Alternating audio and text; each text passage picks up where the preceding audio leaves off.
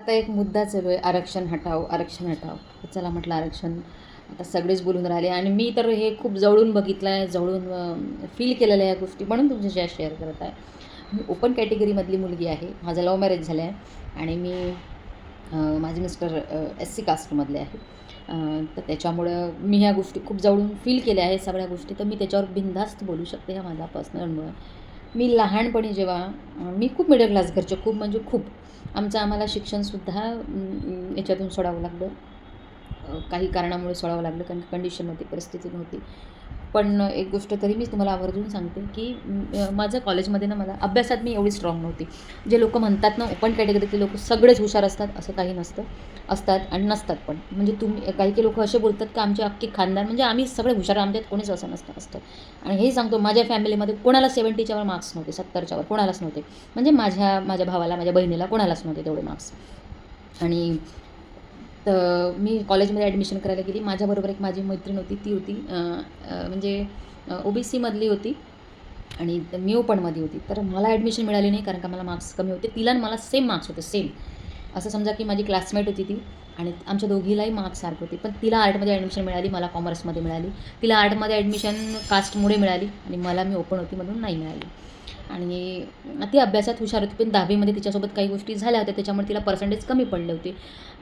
ती गरीब घरची, माझ्यापेक्षाही गरीब घरची होती. वडील थोडेसे तिचे ड्रिंक करायचे, त्याच्यामुळे घरात सतत वाद भांडणं व्हायचे. तर त्याच्यामुळे तिचा 10वीचा अभ्यास जो आहे तो बरोबर नव्हता झाला.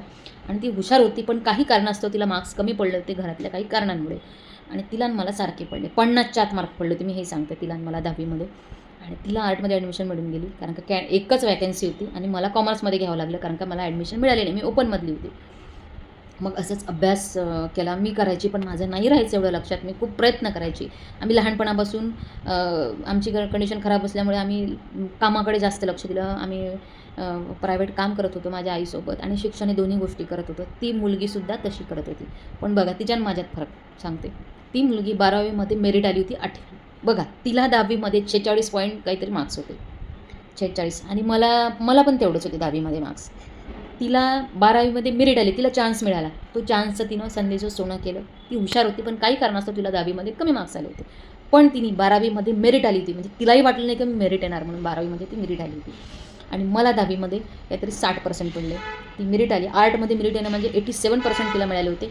11वी का 10वी मेरिट आली होती ती मुलगी.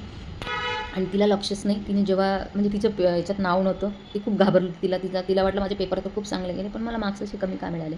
आणि मग ती मेरिट आली ना, तेव्हा इतका आनंद झाला.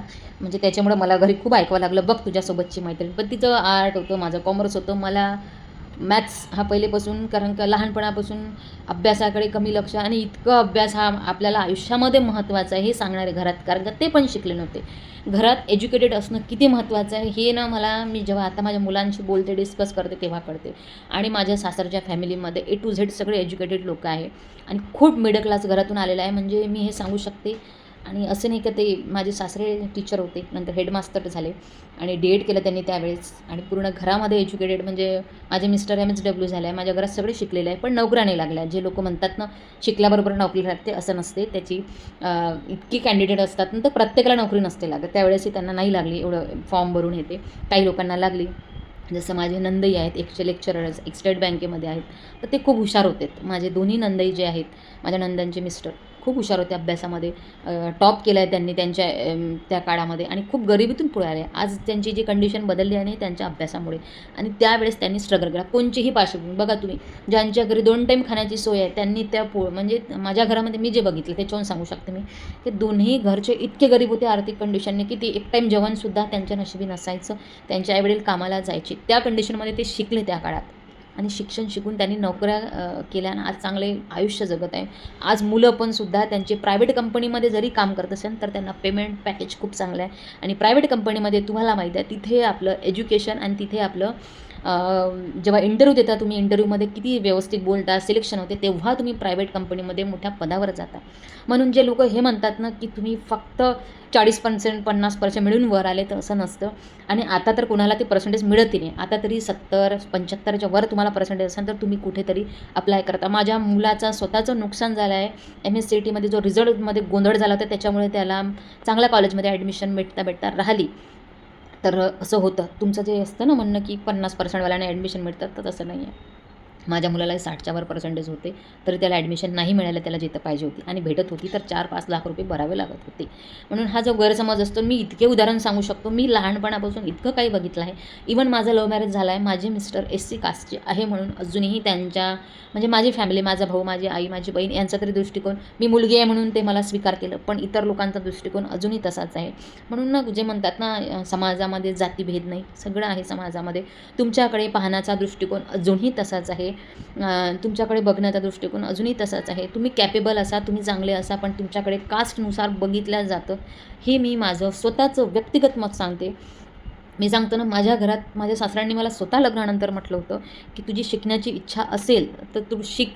आम्ही तुला तयार आहे शिकवायला आणि तू अभ्यास कर. पण माझं ते मनच निघून गेलं होतं त्याच्यातून, अभ्यासातून.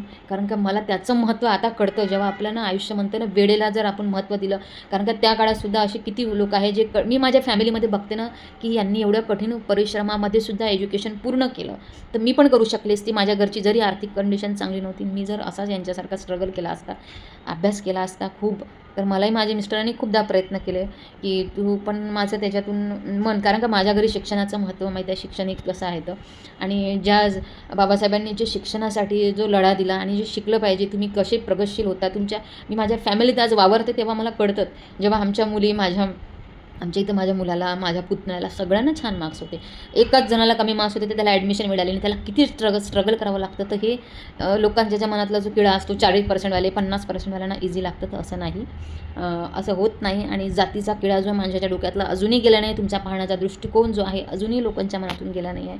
म्हणून जे म्हणतात ना, काही जातीभेद नाही आहे, भरपूर जातीभेद. त्याचं जिथं जागतं उदाहरण मी आहे.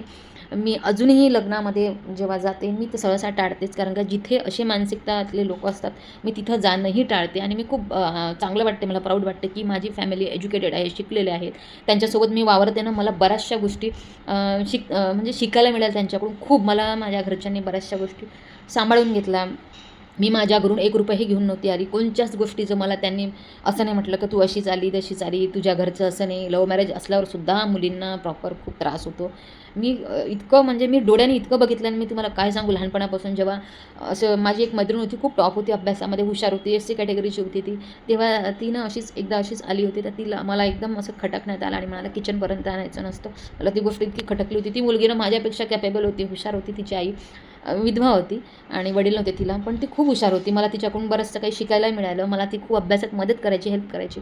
पण जेव्हा आम्ही एका घरी गेलो आणि तिने मला घरात घेतलं आणि तिच्या आईने तिला म्हटलं का हिला नको आणत जो घरामध्ये. मला इतकं खराब वाटलं ना तेव्हा, मला इतकं खराब वाटलं. म्हणजे मी लहानपणापासून हे बघितलं आहे. आपल्यामध्ये ना सुशिक्षित झालं म्हणजे फक्त तुम्ही शिक्षणाने पुढे नाही गेले पाहिजे, तर तुमची विचारसरणीसुद्धा पुढे गेली पाहिजे. ते खूप महत्त्वाची आहे. पुढच्या पिढीला खूप गरजेची आहे ती पिढी. जातीवाद जोपर्यंत तुमच्या मनातून निघत नाही ना, आणि आरक्षण तर हा मुद्दा आहे, पण खरं खास तर सगळ्यात जास्त लोकांना बराबरी खटकते, की मी या जातीचा आहे आणि माझ्या बराबरीनं आला, ते खूप लोकांना खटकते. हे माझा अनुभव आहे आणि हे माझ्यावरून मी सांगत आहे. बाकी तुमची मर्जी. मला काही मी एवढी तरी शिकली आहे आणि एवढं तरी मी कोणाच्या बहकाव्यामध्ये येऊन कोणचं बोलत नसते. मी स्वतः लहानपणापासून जे अनुभव केले ते तुमच्याशी शेअर केलं आहे. अजूनही मानसिकता आहे माझी, म्हणजे अशी इतके उदाहरणं आहे माझ्याकडे, बोलणं कमी पडेल इतके. एक माझी मैत्रीण आहे, ती NTमध्ये येते आणि तिला ना नोकरी लागली चांगली. ती खूप गरीब घरची होती. अत्यंत लोकांच्या घरी झाडू पोछा करायची, पण तिने त्या काळात स्टेनो केलं होतं. 20 वर्षाआधी तिने स्टेनो केलं होतं बरं. आणि स्टेनोमधून तिला तेव्हा त्यांच्यामध्ये कोणी शिकतही नव्हतं. तीच एक अशी होती जी शिकली होती त्या काळात 20 वर्षाआधी. आणि शिकून मग तिला कॉल आला. ती आज चांगल्या पदावर आहे, तिला 1.25 लाख पेमेंट आहे. तरी ती म्हणते डिपार्टमेंटमध्ये माझ्याकडे बघण्याचा दृष्टिकोन लोकांचा असंच असतं. त्या काळात स्टेनो 20 वर्षाआधी, आणि तेही घरच्या परिस्थितीवर तुम्ही मात करून जेव्हा शिकताना, हे त्या कंडिशनमध्ये लहान लोकांनाच माहीत राहते की एज्युकेशन कसं करतो आपण घरच्याने. आणि मुलींना तर खूप प्रेशर असतं घरातून, तर ते प्रत्येक मुलगी सहन नाही करत. पण जे एखादी करते, पुढे जाते आणि ती नोकरीवर लागते त्याच्यातून गेल्यानंतर, पण तरी तुमचा दृष्टिकोन जेव्हा पाहण्याचा बदलत नाही ना, तेव्हा खूप खराब वाटतं. आज ती चांगल्या पदावर आहे, 1.25 लाख रुपये पगार आहे तिला, आणि तिने तिची पूर्ण फॅमिली हे करून टाकली. आई, वडील, बहीण, भाऊ. तिची मुलगी आज चांगली शिकत आहे, चांगले मार्क्स तिला पण आहे. फॉरेनमध्ये तिच्या मुलीचं शिक्षणाचं ती ट्राय करत आहे. तर ना, ही बरोबरी जेव्हा करतात ना लोक, तेव्हा खटकतात तुम्हाला. तुम्ही जेव्हा हे असं वागणं बदलाल ना, तेव्हा ह्या गोष्टी आपोआप कमी होऊन जाणार आणि मग बरोबरी येणार. तर त्याच्यामुळे आपल्या वर्तणुकीतही आपण थोडासा चेंज केला पाहिजे. जो अजूनही तसाच दिसतो मला. मी तर म्हणतो कमी नाही जास्त वाढल्यासारखा दिसत आहे पहिलेपेक्षाही.